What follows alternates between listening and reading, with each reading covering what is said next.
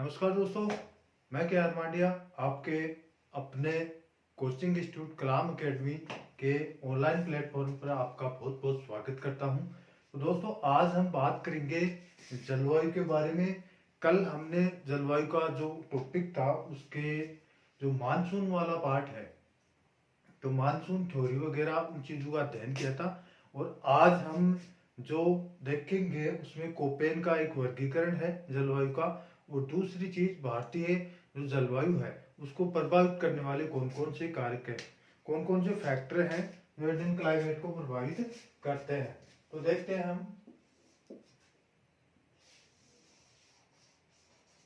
भारतीय मानसून को प्रभावित करने वाले कारक, जलवायु को, भारतीय जलवायु को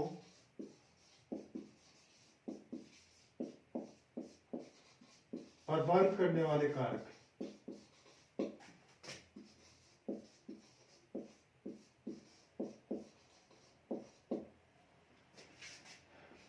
कारक फैक्टर, तो इनमें सबसे पहला फैक्टर है अक्षांश। अक्षांशीय स्थिति भारत की।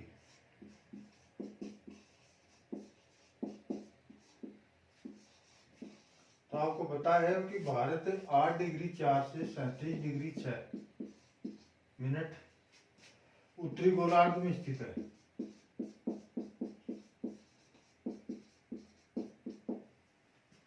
अभी इनकी हम चर्चा करेंगे डिस्क्रिप्टिव में।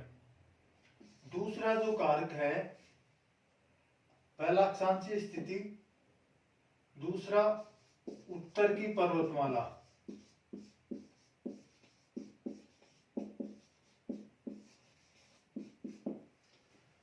और तीसरा जो कारक है वो है समुद्र से दूरी।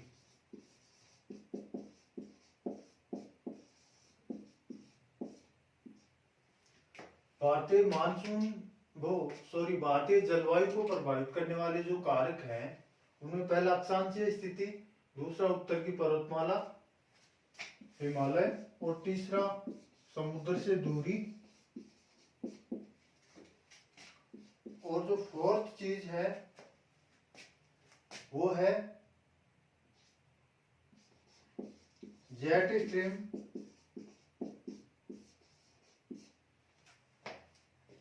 पांचवा है एल नीनो ला नीनो।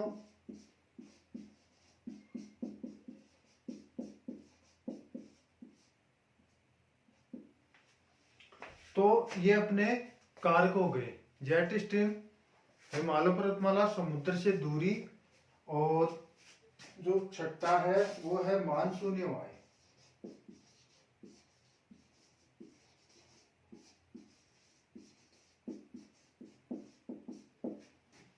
तो ये मेन 6 फैक्टर हैं जो भारतीय जलवायु को प्रभावित करते हैं। तो सबसे पहला जो फैक्टर है वो है अक्षांशीय स्थिति। देखो, अपने को पता है कि भारत की जो स्थिति है वो 8 डिग्री 4 से 37 डिग्री 6 उत्तरी गोलार्ध में स्थित है, और जो कर्क रेखा है वो भारत के बीच से होकर गुजरती है। तो भारत की जलवायु है ना, वो उष्णकटिबंधीय मानसूनी जलवायु है। उष्णकटिबंधीय मानसूनी जलवायु। उष्णकटिबंध का जो क्षेत्र है वो 0 से 23.5 डिग्री उत्तरी और दक्षिण अक्षांशों के बीच में माना जाता है, जहां तक 23.5 उत्तर और 23.5 दक्षिण अक्षांशों, कर्क और मकर रेखाओं के बीच में सूर्य की किरणें वर्ष में लंबवत पड़ती हैं। दूसरा जो फैक्टर है उत्तर की पर्वतमाला। हिमालय पर्वत है ना, वो भारतीय जलवायु को मतलब निर्धारित करने में महत्वपूर्ण योगदान देता है। तो सबसे पहला योगदान तो क्या है कि जो ध्रुवों की तरफ से ठंडी हवाएं आती है ना, उनको रोकता है। उनको रोककर भारतीय उपमहाद्वीप में मतलब तापमान को गिरने से रोक देता है। दूसरी चीज है ये जो मानसूनी हवाएं हैं, मानसूनी हवाओं को हिंद महासागर से आने वाली मानसूनी हवाओं को रोककर भारतीय उपमहाद्वीप में जो वर्षा होती है उसमें ये महत्वपूर्ण योगदान देता है हिमालय पर्वतमाला। तीसरी चीज है इसकी जो बर्फ है, मतलब जो शीत वाला पार्ट है इसका, जो ठंडा प्रदेश है हिमालय का, वहां से बर्फ पिघलकर भारत की जो नदियां हैं उनको वर्ष पर मतलब प्रवाहित रखता है, वर्ष पर जल प्रोवाइड करवाता है। तीसरी चीज है समुद्र से दूरी। अब देखो इसमें जो प्रायद्वीपीय भारत है उसका जो तापमान और वायुदाब है उसमें ज्यादा फ्लक्चुएशन देखने को हमको नहीं मिलते। क्यों नहीं मिलते? क्योंकि भारत के तीनों ओर समुद्र हैं। दक्षिण में पूर्व और पश्चिम में प्रायद्वीपीय भारत के पूर्व में अरब सागर आ गया और बंगाल की खाड़ी आ गई, और पश्चिम में अरब सागर आ गया। तो ये जो हिंद महासागर है वो भारत के तीनों तरफ फैला हुआ है। तो आपको एक चीज पता हो, अगर साइंस में अपन ने एक विशिष्ट ऊष्मा का टॉपिक देखा है, विशिष्ट ऊष्मा, कि किसी पदार्थ को निश्चित स्तर या 1 डिग्री सेल्सियस का जो तापमान बढ़ाने के लिए जितनी ऊष्मा की आवश्यकता होती है वो विशिष्ट ऊष्मा कहलाती है।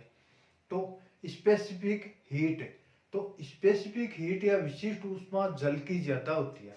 तो जल वाला जो पार्ट है वो जल्दी गर्म और जल्दी ठंडा नहीं होता, मतलब तो जो तापमान है उसका जल का वो लगभग स्टेबल रहता है।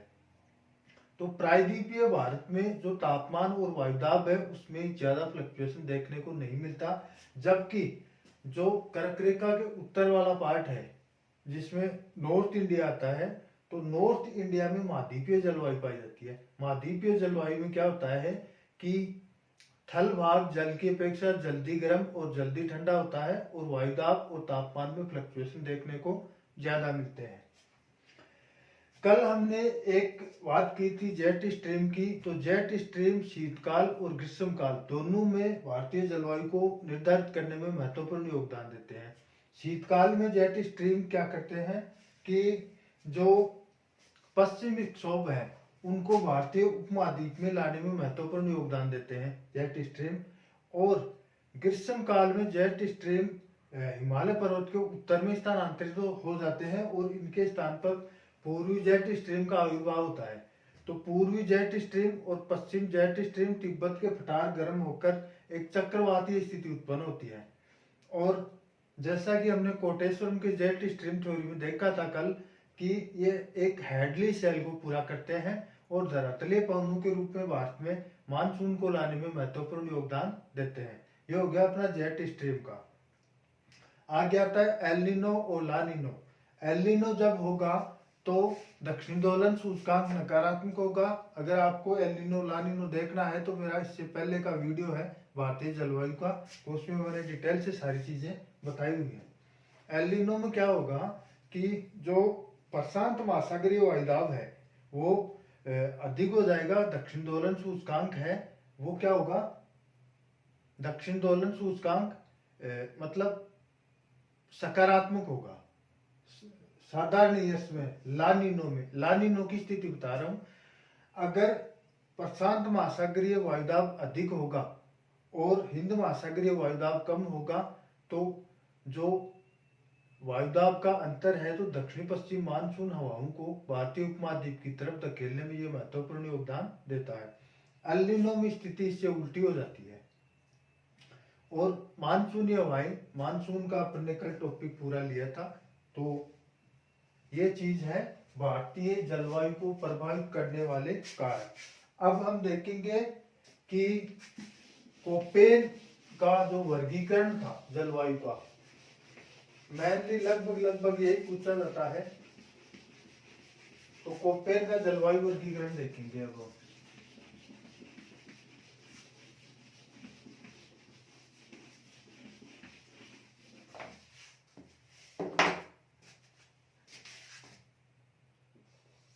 कोपेन का जलवायु वर्गीकरण,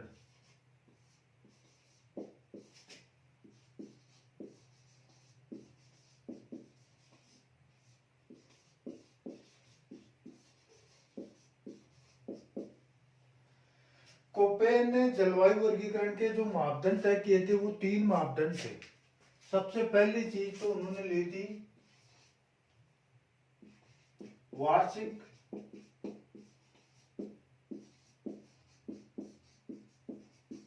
और मासिक वर्षा का जो औसत है उसको लिया था। तीन चीजों के आधार पर कोपेन का वर्गीकरण, कोपेन ने अपने जो वर्गीकरण है जलवायु के वर्गीकरण में, उसमें तीन मापदंड लिए थे। पहला वार्षिक और मासिक वर्षा का जो औसत माप है वो लिया था। दूसरा था वार्षिक और मासिक तापमान का औसत।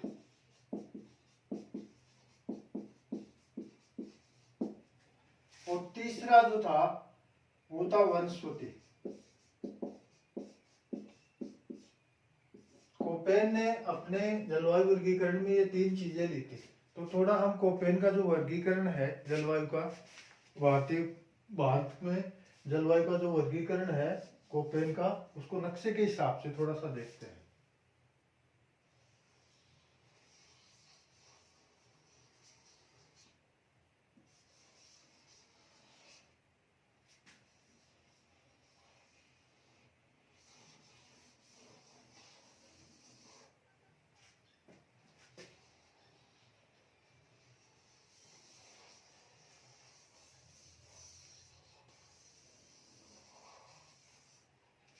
ये दोस्तों इंडिया का नक्शा है। जैसे इंडिया का नक्शा है तो कोपेन का वर्गीकरण हम इसमें देखेंगे। तो कोपेन ने क्या किया था कि देखो, मुख्य प्रदेश है ना, मुख्य जलवायु प्रदेश, मुख्य जलवायु प्रदेशों के लिए उन्होंने जो शब्द काम में लिए थे वो थे ए, बी, सी, डी और ई।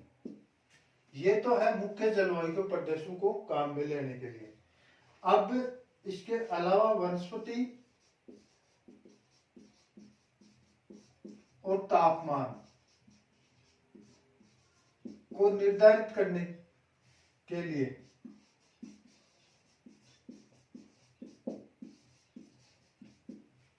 उनने कुछ अल्फाबेट के शॉर्ट टर्म काम में लिए थे। वनस्पति और तापमान के निर्धारण हेतु उन्होंने कुछ मतलब ये तो है कैपिटल लेटर, मुख्य जलवायु प्रदेशों को निर्धारित करने के लिए कैपिटल लेटर लिए थे। और जो वनस्पति और तापमान के निर्धारण हेतु है ना, तो लिया था जो शॉर्ट अक्षर है उसका, वनस्पति नहीं सॉरी ये वर्षा है, वर्षा और तापमान को शो करने के लिए। तो उन्होंने लिया था एक तो एम, एक एस, एच, डब्ल्यू और जी, एफ, सी।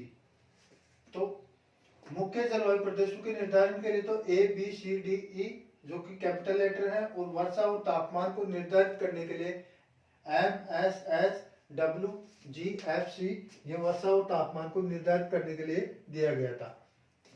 अब कोपेन के वर्गीकरण के अनुसार उन्होंने भारत की जो जलवायु है उसका वर्गीकरण अपन नक्शे के हिसाब से देखेंगे। सबसे पहले जो ये पार्ट है इसको उन्होंने ई से शो किया था। इनका मतलब अभी बताता हूं।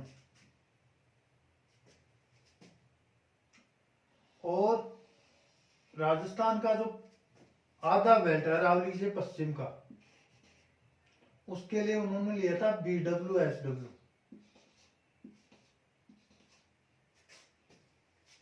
ये आ गया अपना नेपाल। ये जो फील्ड है इसके लिए लिया था उन्होंने ET। और जो अरुणाचल प्रदेश असम वाला जो पार्ट है उसके लिए लिया था DFC। ये उसने शो किया था कि ये इस प्रकार, इनका मतलब अभी देखेंगे कि इनमें कौन कौन सी प्रकार की जलवायु पाई जाती है। E, ET और DFC तो ये हो गया। अब देखो यहां से लेकर यहां का जो पार्ट है उसको उसने लिया था BWSW। और ये जो भारत के प्रायद्वीप कर्क रेखा के आसपास का जो बेल्ट है PWSW, PWSW सॉरी ये BSSW है। BWSW, BSSW, इसको लिया था हमने CWG। और इसके बाद में जो ये वाला पार्ट है प्रायद्वीपीय भारत का अधिकांश भाग, इसको उन्होंने AW नाम दिया था, AW नाम दिया था। अब पश्चिम घाट के आसपास का जो फील्ड है ये, उसको उन्होंने नाम दिया था AMW।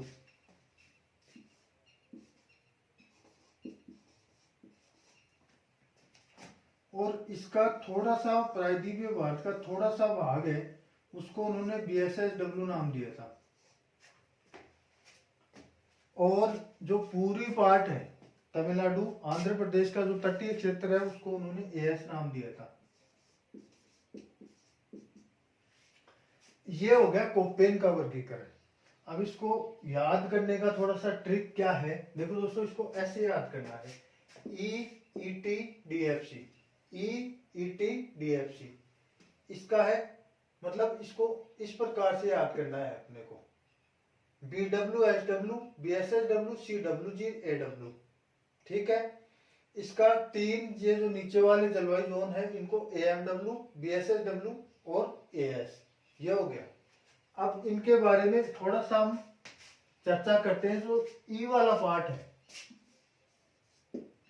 जो ई वाला पार्ट है, इसको ध्रुवीय तुल्य जलवायु बोलते हैं, ध्रुवीय तुल्य जलवायु। तो ये जो जलवायु है ध्रुवीय तुल्य जलवायु, तो ध्रुवीय तुल्य जलवायु कहां पर होगी? हिमाचल प्रदेश और जम्मू कश्मीर के हिमालय के वो भाग जो कम से कम 5000 मीटर की ऊंचाई से ऊपर है। हिमालय के 5K से ऊपर, 5K मीटर से ऊपर वाले जो पार्ट है वो लेंगे। मतलब जो 5000 मीटर की ऊंचाई से हिमालय के जो भाग हैं, जो कहां पर है, जम्मू कश्मीर हिमाचल प्रदेश में स्थित है, उन पार्ट्स को लेंगे। और वहां पर क्या है, वर्ष भर तापमान रहता है 0 डिग्री सेंटीग्रेड, वर्ष भर तापमान 0 डिग्री, ठीक है। तो इसको बोला गया है ध्रुवीय तुल्य जलवायु। अब आता है ईटी वाला पार्ट। ईटी वाले पार्ट को बोला गया है टुंड्रा तुल्य जलवायु।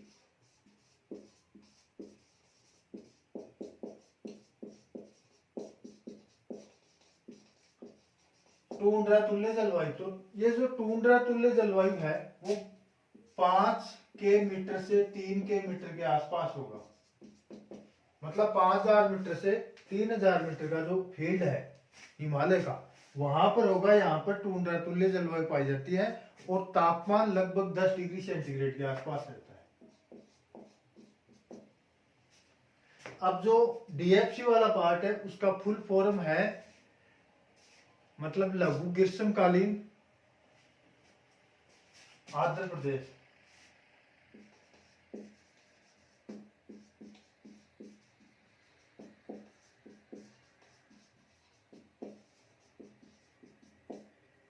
यह होगा असम और अरुणाचल प्रदेश में स्थित है। तो ग्रीष्मकालीन है ना, वो लघु होगा और वो भी आर्द्र होगा, ठीक है। तापमान 10 डिग्री सेंटीग्रेड के आसपास होगा। और ये सिक्किम, अरुणाचल प्रदेश और आसाम में DFC वाला जो जलवायु जोन है वो पाया जाता है। अब आ जाओ BWSW। ये जो पार्ट है ना, वो अरावली के पश्चिम में, राजस्थान में अरावली के पश्चिम में जो पार्ट है ना, वहां पर है, अरावली के पश्चिम में। और यहाँ पर वार्षिक वर्षा है ना, वो 30 सेंटीमीटर से कम ही होती है। तो यहाँ पर शुष्क वनस्पति पाई जाती है, शुष्क वनस्पति और कांटेदार, बबूल, खेर, तुहर वगैरह, ये जो है नागफनी। और ये जो इसके बाद में अरावली के पूरी भाग, गुजरात और हरियाणा का जो पार्ट है, यहाँ पर BSSW जलवायु पाई जाती है और इसको स्टेपी जलवायु बोलते हैं, स्टेपी। तो यहाँ पर जो वर्षा है BSSW में वो 30 से 60 सेंटीमीटर के आसपास होती है। ठीक है, ये जो जोन है वो स्टेपी फील्ड में आएगा BSSW वाला, और BWSW पश्चिम में है। अब जो CWG वाला पार्ट है इसको बोलते हैं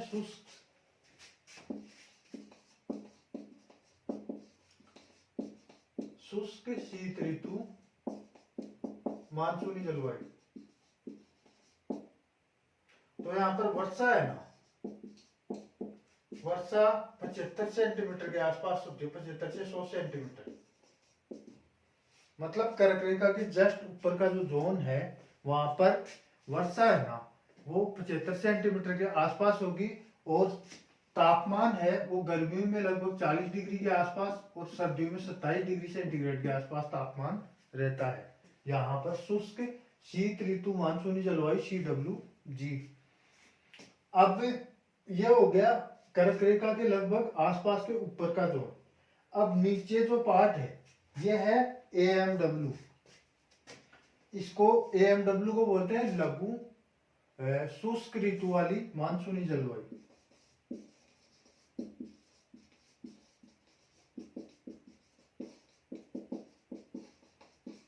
लघु शुष्क ऋतु वाली मानसूनी जलवायु AMW। तो इसमें जो पार्ट है वो कन्नड़ और मालाबार तट है। कन्नड़ और मालाबार तट और पश्चिम घाट का जो पश्चिम भाग है, पश्चिम घाट का जो पश्चिम भाग है उसमें आएगा, और यहाँ पर वर्षा लगभग 200 से 400 सेंटीमीटर के आसपास होती है। क्योंकि यहाँ से यहाँ पर अपने को पता है कि अरब सागर से जो मानसूनी हवाएं आती हैं तो यहाँ पर पर्वतों से टकराकर ऊपर उठती हैं, ऊपर ऊपर उठने के बाद में ठंडी होती हैं और संवहनीय वर्षा अधिक होती है।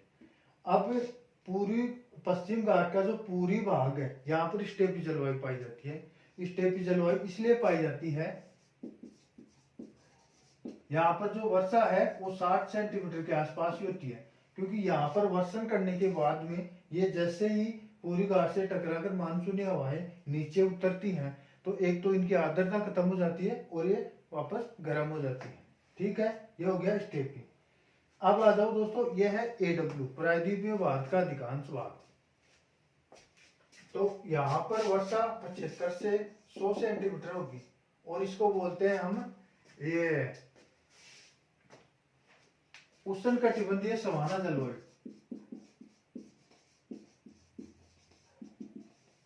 उष्णकटिबंधीय सवाना जलवायु।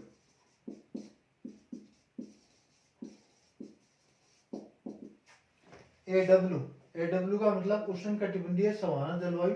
75 से 100 सेंटीमीटर वर्षा होती है और ग्रीष्मकालीन वर्षा होती है।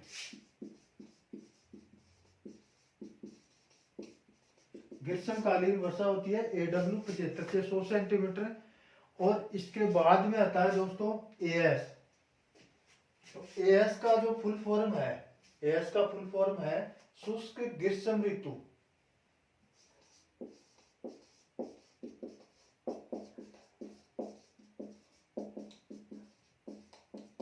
और जो वर्षा है वो 100 से 200 सेंटीमीटर के आसपास होती है।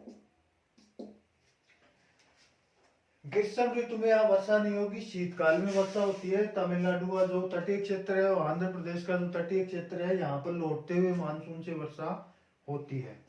ठीक है दोस्तों, तो ये था अपना कोपेन का वर्गीकरण। और इसके बाद में हम लेंगे भारत में जो वन है, वन और पर्यावरण का जो टॉपिक है उसमें देखेंगे। तो मिलते हैं नेक्स्ट वीडियो में। वीडियो कैसा लगा कमेंट करके बताएं। बहुत बहुत धन्यवाद। चैनल को लाइक शेयर और सब्सक्राइब करें। Thank you.